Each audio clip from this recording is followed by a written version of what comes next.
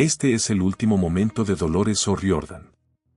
Antes de morir, confesó algo que conmocionó silenciosamente a quienes la rodeaban, aunque el mundo nunca escuchó su voz completa. El 15 de enero de 2018, una habitación de hotel en Londres se convirtió en el escenario final de una vida marcada por gritos convertidos en himnos, por dolor transformado en arte. La cantante que hizo llorar a Irlanda y estremeció al rock mundial se apagó sin aplausos, lejos del escenario, atrapada en un silencio que siempre temió. Dolores no solo fue la voz de The Cranberries. Fue un lamento colectivo. Una herida histórica cantada con acento irlandés, una mujer frágil y feroz al mismo tiempo. Mientras millones seguían escuchando Zombie como un himno político y emocional, ella luchaba contra demonios que no aparecían en los videoclips. Depresión, traumas infantiles, trastorno bipolar, culpa religiosa y una sensibilidad extrema convivían detrás de su imagen pública. Pocos saben que, en sus últimos meses, Dolores hablaba constantemente del cansancio de vivir dentro de su propia mente.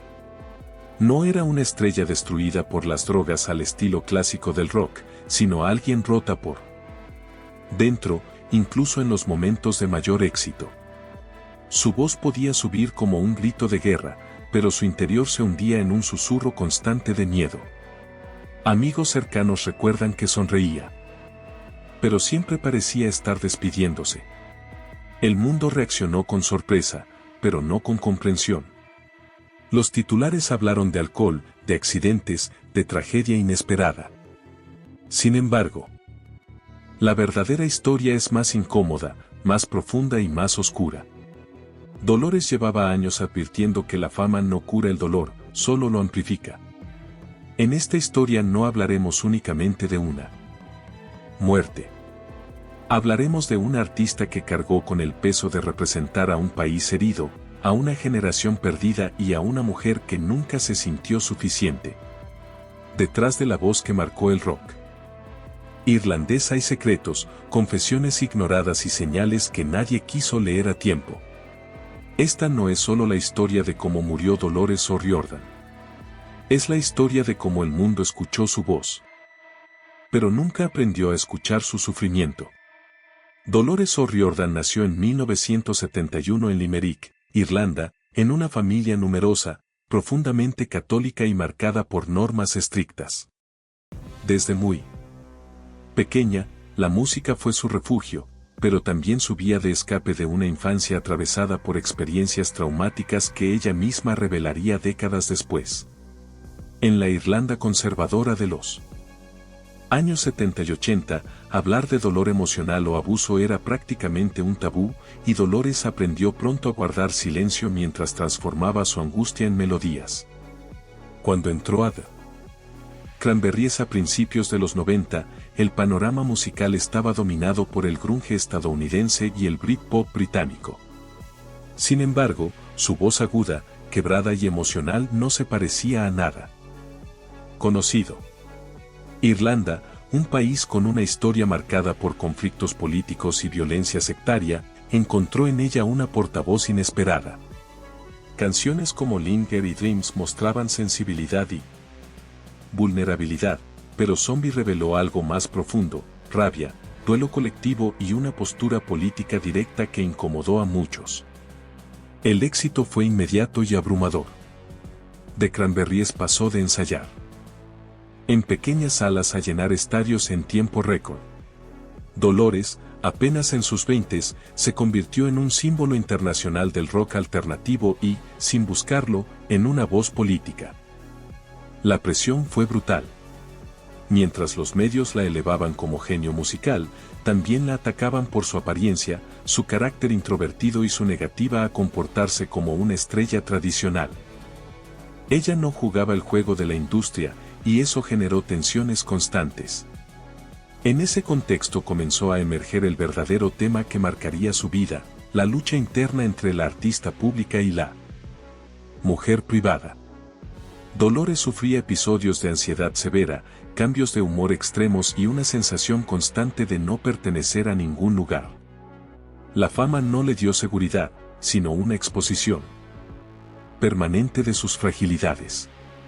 Cada gira intensificaba su agotamiento mental, y cada entrevista la obligaba a esconder un dolor que crecía en silencio. A finales de los 90, el grupo decidió tomarse un descanso. Oficialmente fue por cansancio, pero internamente la situación era más compleja. Dolores empezaba a hablar, en círculos reducidos, de diagnósticos médicos y de una confusión emocional que no lograba controlar. El trastorno bipolar aún no era un tema ampliamente comprendido por el público, y mucho menos por la industria musical. En lugar de apoyo real, recibió incomprensión y presión para seguir produciendo éxitos. La Irlanda que ella representaba también cambiaba. El conflicto armado comenzaba a disminuir, pero las heridas seguían abiertas. Zombie seguía sonando en todo el mundo, mientras su autora ya no podía soportar el peso simbólico de esa canción. Dolores sentía que había quedado atrapada para siempre en ese grito. Como si su identidad se hubiera reducido a un solo tema, a una sola emoción. Así se establece el núcleo de esta historia, una artista que alcanzó la cima del rock irlandés mientras se perdía a sí misma. Detrás del éxito global, del reconocimiento crítico y del cariño del público, se escondía una mujer agotada, sensible y cada vez más aislada. El escenario brillaba, pero fuera de él comenzaba a gestarse un conflicto interno que, con los años, tendría consecuencias irreversibles. El ascenso de Dolores O'Riordan fue tan rápido como intenso, casi violento. En pocos años pasó de ser una joven tímida de Limerick a una figura central del rock alternativo mundial. Cada concierto consolidaba su poder vocal, cada álbum reforzaba la idea de que The Cranberries no eran una banda más. Sin embargo, mientras el público veía fortaleza, dentro de Dolores crecía una sensación constante de fragilidad. La fama no llegó como un sueño cumplido, sino como una avalancha imposible de detener. El primer evento inusual apareció cuando Dolores empezó a cancelar conciertos sin previo aviso. Los rumores hablaban de excentricidad, de diva difícil, de problemas con la banda. La verdad era menos atractiva para los titulares, ataques de pánico, insomnio crónico y un miedo paralizante a subir al escenario. Cantar, aquello que la había salvado de niña, comenzaba a convertirse en una fuente de terror. Ella misma confesó más tarde que, antes de algunos shows, sentía que su cuerpo no le pertenecía. El desarrollo del conflicto fue silencioso pero constante. Dolores intentó seguir adelante, formando una familia, casándose y teniendo hijos, buscando estabilidad emocional fuera de la música. Durante un tiempo pareció funcionar, pero la calma era frágil. Las giras regresaban. La presión reaparecía y su salud mental se deterioraba. En entrevistas evitaba profundizar, sonreía, desviaba preguntas, mientras por dentro luchaba contra pensamientos oscuros que nadie veía. Con el paso de los años, el escándalo comenzó a rodearla de otra forma. En 2014, fue arrestada tras un episodio grave en un avión, donde su comportamiento desconcertó a pasajeros y autoridades. Los medios lo redujeron a un titular sensacionalista, pero para quienes la conocían fue una señal de alarma. Dolores habló abiertamente de su diagnóstico de trastorno bipolar, algo poco común en estrellas de su generación. Aún así, el estigma fue inmediato y cruel. El clímax emocional llegó cuando ella misma reconoció que había perdido el control sobre su propia mente. Dijo sentirse avergonzada, confundida y agotada de fingir normalidad. Cada recaída era seguida por intentos de recuperación, terapias, medicación y pausas creativas. Sin embargo, el conflicto interno nunca desapareció del todo. Dolores vivía entre momentos de lucidez creativa y caídas profundas que la dejaban emocionalmente vacía. Las consecuencias fueron devastadoras pero invisibles para el gran público. Aunque The Cranberries anunciaron nuevas giras y grabaciones, su entorno sabía que ella estaba caminando sobre una línea muy fina. Dolores seguía escribiendo, cantando y grabando. Pero ya no desde la fuerza, sino desde la resistencia. Su ascenso artístico había terminado hacía tiempo, lo que quedaba era una lucha diaria por mantenerse en pie. Así, la historia entra en una fase oscura. La mujer que había dado voz al dolor de una nación ahora intentaba sobrevivir al suyo propio. El éxito no desapareció, pero dejó de importar. En su lugar quedó una pregunta inquietante. ¿Cuánto puede soportar un artista antes de romperse definitivamente? El evento final no llegó como un estallido, sino como un silencio prolongado. En enero de 2018, Dolores O'Riordan se encontraba en Londres para una breve sesión de grabación. No era una gira agotadora ni un gran regreso mediático, solo trabajo, rutina y soledad. Quienes hablaron con ella en esos días recuerdan una voz tranquila, incluso optimista, pero esa calma escondía un cansancio profundo. Dolores sabía disimular mejor que nadie, porque llevaba toda la vida haciéndolo. El escándalo estalló después, cuando la noticia de su muerte recorrió el mundo en cuestión de minutos. Los medios reaccionaron con confusión, los fans con incredulidad. Las primeras versiones fueron vagas, frías, casi clínicas. Alcohol, accidente, circunstancias no sospechosas. Pero detrás de esas palabras había una historia mucho más compleja. Dolores había hablado durante años de su relación peligrosa con el alcohol. No como vicio constante, sino como detonante de episodios mentales incontrolables. La verdad oscura comienza a revelarse cuando se conocen sus propias declaraciones pasadas. Dolores confesó haber sufrido abusos en su infancia, una herida que nunca cicatrizó del todo.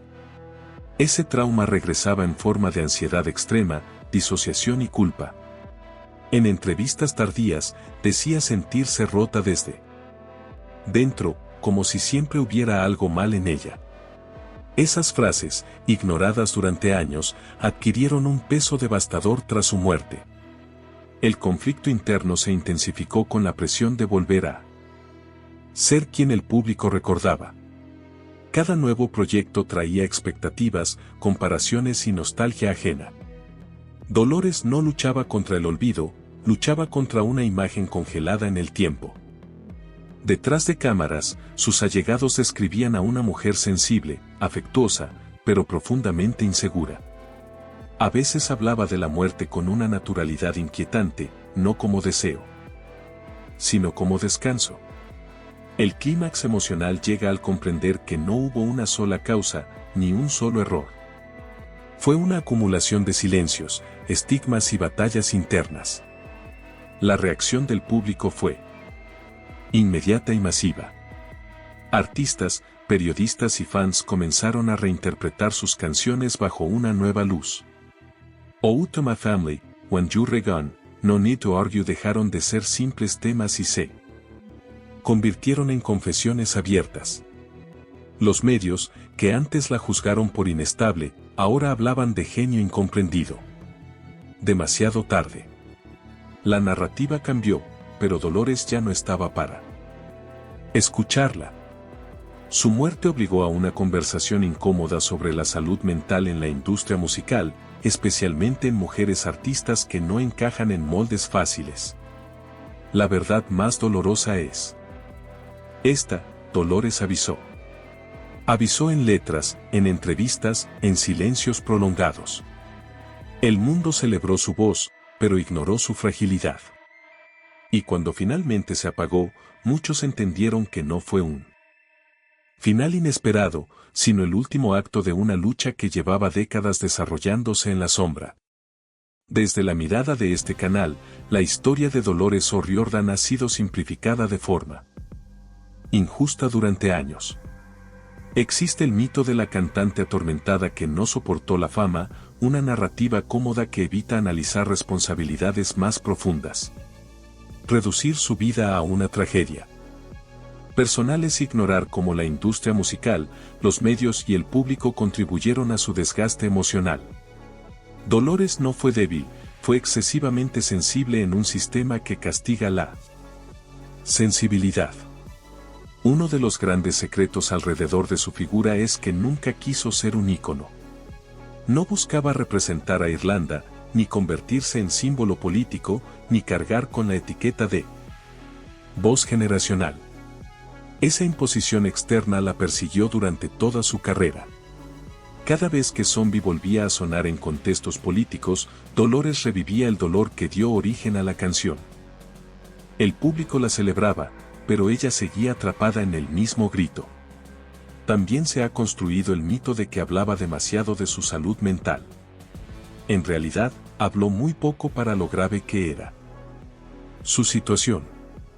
Cuando lo hizo, fue recibida con morbo o incomprensión. El trastorno bipolar fue tratado como escándalo, no como enfermedad.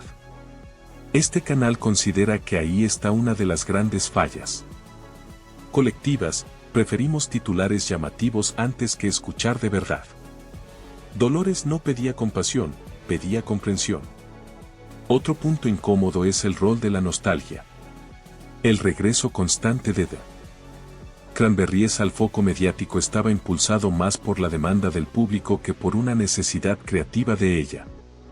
La nostalgia vende, pero también congela a los artistas en versiones pasadas de sí mismos. Dolores era comparada permanentemente con la joven de los 90, sin espacio para evolucionar, equivocarse o simplemente envejecer. Eso genera una presión silenciosa pero devastadora. Desde esta perspectiva, su legado no debería centrarse únicamente en su final, sino en lo que su historia revela sobre el precio del éxito. Dolores fue honesta en su arte y pagó por ello. No se protegió detrás de personajes ni máscaras, y esa transparencia la dejó expuesta. El mito del genio torturado resulta atractivo, pero oculta una realidad más dura: nadie debería tener que sufrir para crear belleza. Ahora la pregunta queda abierta para el público. ¿Escuchamos realmente a nuestros artistas o solo consumimos lo que nos dan? ¿Celebramos su arte mientras ignoramos sus advertencias? La historia de Dolores O'Riordan no es solo un recuerdo doloroso, es un espejo. Un recordatorio de que detrás de cada voz que nos acompaña hay una persona luchando batallas invisibles. Hay voces que no se apagan, aunque el cuerpo desaparezca. La de Dolores O'Riordan sigue flotando en el aire cada vez que suena una nota de The Cranberries, como un eco que se resiste a morir. Escuchar sus canciones hoy no es lo mismo. Cada palabra parece una confesión anticipada, cada silencio entre versos pesa más que antes. La nostalgia no llega sola, llega acompañada de una comprensión tardía. Dolores dejó algo más que discos y premios. Dejó una huella emocional profunda en millones de personas que encontraron refugio en su música sin saber que ella buscaba el mismo refugio. Su legado no es únicamente musical, es humano. Representa a quienes sienten demasiado, a quienes no encajan, a quienes sonríen mientras se desmoronan por dentro. En su fragilidad hubo una fuerza que pocas artistas han logrado transmitir con tanta honestidad. Irlanda perdió una de sus voces más auténticas, pero el mundo ganó una lección incómoda. La fama no protege, el talento no salva y el aplauso no cura las heridas internas. Dolores transformó el dolor colectivo en arte, pero nadie supo transformar su dolor personal en cuidado real. Aún así, su impacto cultural permanece intacto. Sus canciones siguen cruzando generaciones, fronteras y contextos políticos, demostrando que la emoción verdadera no envejece. Hoy, al recordar su historia completa, ya no vemos solo a la cantante de Zombie. Vemos a una mujer compleja, sensible y valiente, que habló cuando hablar era peligroso y cantó cuando callar hubiera sido más fácil. Su voz sigue siendo un puente entre la rabia y la ternura, entre la pérdida y la esperanza. Hay historias que nunca se contaron del todo. Durante años estuvieron escondidas entre acordes y gritos. Ahora las conoces. Dolores O'Riordan no fue solo una tragedia, fue una verdad cantada en voz alta.